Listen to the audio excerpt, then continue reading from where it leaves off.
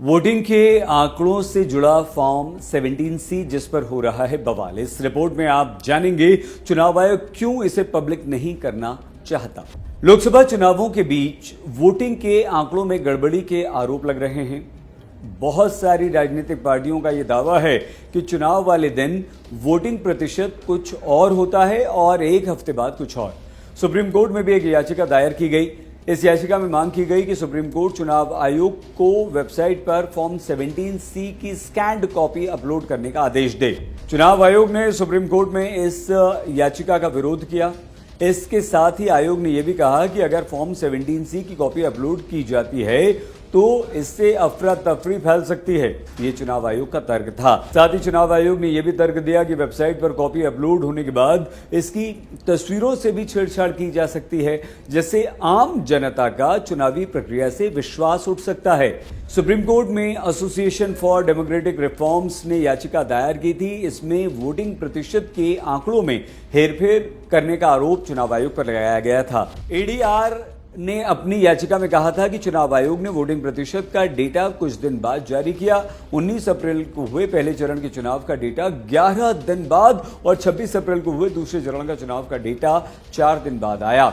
इतना ही नहीं, शुरुआती डेटा और फाइनल डेटा में 5% का अंतर होने का भी इस याचिका में दावा किया गया है। एडीआर ने यह मांग की थी कि वोटिंग समाप्त होने के 48 घंटे के भीतर चुनाव आयोग अपनी वेबसाइट पर फॉर्म 17C की स्कैन्ड कॉपी को अपलोड करे। 17 मई को सुनवाई के दौरान chief justice DY Chandrachud, justice JB Pardiwala और जस्टिस मनोज मिश्र की बेंच ने चुनाव आयोग से कहा था कि वो ये बताए कि फॉर्म 17C का डेटा डिस्क्लोज क्यों नहीं किया जा सकता। इस पर चुनाव आयोग ने बुधवार को सुप्रीम कोर्ट में 225 पन्नों का एक हलफनामा दायर किया। इस मामले पर 24 मई को सुनवाई हुई। अब चुनाव आयोग ने सुप्रीम कोर्ट में एडीआर की याचिका का विरोध लगातार किया। पहले से लेकर अब तक चुनाव आयोग ने कहा कि अगर फॉर्म 17C अपलोड किया जाता है तो इससे चुनावी मशीनरी में अफरा तफरी पैदा हो सकती है। चुनाव आयोग ने आगे यह भी कहा कि कानूनन फॉर्म 17C की कॉपी पोलिंग एजेंट को दे सकते हैं हम, लेकिन इसे हम सार्वजनिक नहीं कर सकते, सार्वजनिक नहीं किया जा सकता। फॉर्म 17C की ओरिजिनल कॉपी स्ट्रांग रूम में होती है और इसकी एक कॉपी पोलिंग एजेंट को दे दी जाती है।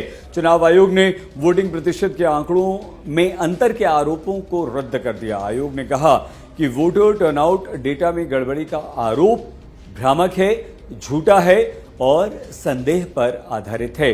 अब कंडक्ट ऑफ इलेक्शन रूल्स 1961 के अनुसार 2 तरह के फॉर्म होते हैं जिनमें वोटर्स का डेटा होता है। एक फॉर्म होता है 17A और दूसरा होता है 17C जिसकी हम बात कर रहे हैं। 17A में पोलिंग ऑफिसर वोट डालने आने वाले हर एक वोटर की डिटेल दर्ज करता है, जबकि 17C में वोटर टर्नआउट का डेटा दर्ज किया जाता है टोटल। फॉर्म 17C को वोटिंग खत्म होने के बाद भरा जाता है और इसकी एक कॉपी हर उम्मीदवार के पोलिंग एजेंट को दे दी जाती है, हर पार्टी के।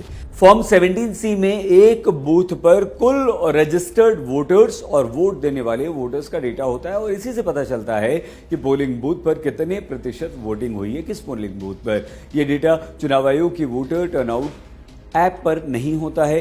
फॉर्म 17C के 2 हिस्से होते हैं। पहले हिस्से में वोटर टर्नआउट का डेटा भरा जाता है, जबकि दूसरे हिस्से में काउंटिंग के दिन रिजल्ट भरा जाता है। कंडक्ट ऑफ इलेक्शन रूल्स 1961 के नियम 49S के अनुसार हर बूथ के पोलिंग ऑफिसर की जिम्मेदारी है कि वो ईवीएम में पड़े हर वोट का रिकॉर्ड रखे। हर उम्मीदवार का पोलिंग एजेंट इसे मांग सकता है और पोलिंग ऑफिसर 17C की एक कॉपी पोलिंग एजेंट से हस्ताक्षर करके उसे देता है। माना जाता है कि चुनाव के दौरान धांधली और ईवीएम से छेड़छाड़ रोकने के लिए फॉर्म 17C बहुत जरूरी होता है।